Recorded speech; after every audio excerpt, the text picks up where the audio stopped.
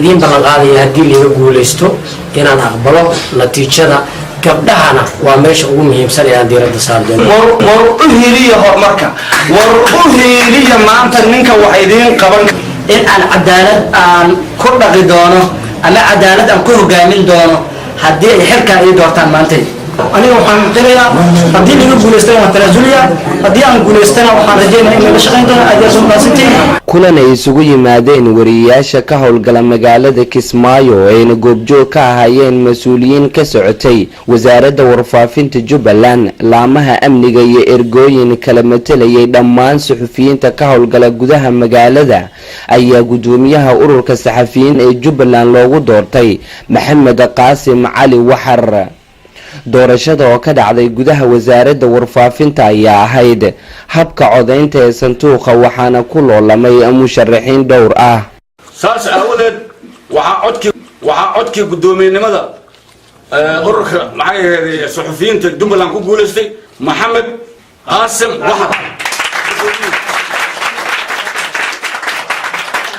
markay hawsha doorashada dhamaatay kadib ayaa gudoomiyaha cusub ee la doortay Maxamed Qaasim Cali Waxar u mahadceliyay dhammaan wariyaashii ka soo qayb galay madasha doorashada waxaan ku faraxsanahay dhammaan saxafiyiinta Soomaaliyeed ee halkan ku sugan intay dooratay intay dooraninba waa u mahadcelinayaa sida wanaagsan aqlabiyada leh ay ugu doorteen waxaan u mahadcelinayaa saaxiibadii la tartamay iyaguna sida sharafta leh aqlaaqda ku dheehantahay iyaguna ugu la tartamay hadduu ilaahay yiraahdo waxaan rajaynayaa in halkaas sano xilkan maanta la magacaabay aan sameeyo in wariyaasha Jubbaland midnimo iyo wadajir u raadiyo waxaan isku dayi doonaa in aan gaarsiiyo doorasho wariyaasha Jubbaland deegaanada kala duwan ay joogaan ay dhammaan matalaadkooda leeyihiin hadduu ilaahay yiraahdo waxaan la shaqayn doonaa wasaaradda warfaafinta ee Jubbaland hay'adaha warbaahinta ee dalka iyo dibadda iyo sidoo kale ururka saxafiyiinta qaranka Soomaaliyeed oo isagana ururka laga sameeyay wasiirka wasaaradda warfaafinta Jubbaland mudane Cabdinuur Cali Aadan ayaa gabagabadii ku dhawaaqay sharci ahaanshaha ururka saxafiyiinta waxa uuna ballan qaaday inay la shaqayn doonto wasaaraddiisa waxa sharaf ah muddo 3 sano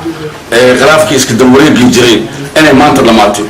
waxa kale sharaf weyn oo ah in maanta rasuul hambaliyeenaysan oo aad leedihiin Maxamed Qaasim Cali Waxar waxa noqotay gudoomiye maanta hadii shalay aad dhinac ahayd ama aad qurub lahayd ama saan lahayd maanta waxaad matalaysaa wariyaasha ama tiimiyan oo ay lacag noqotay ee Jubbaland ka howlgala dalka bilow ilaa Istanbul wasaaraddu waxay diyaar u tahay inay idin la shaqeyso sida awgeed shaqeynayso waxa uu noqo halkan sano ku meel gaarka ninkii khilaafka wariyaasha ka jira dhammaan lahaa hogaanka cusub ee ururka Jiija ayaa wajihi doona caqabado ay ka mid yihiin mideynta wariyaasha ka howlgalay oo muddo dheer khilaaf hareeyay iyo yareynta duruufaha guud ee ku gadaaman suxufiyiinta gobolka ka howlgasha Cabdullaahi Xuseen Kilas telefishinka caalamiga Ariel Kismaayo.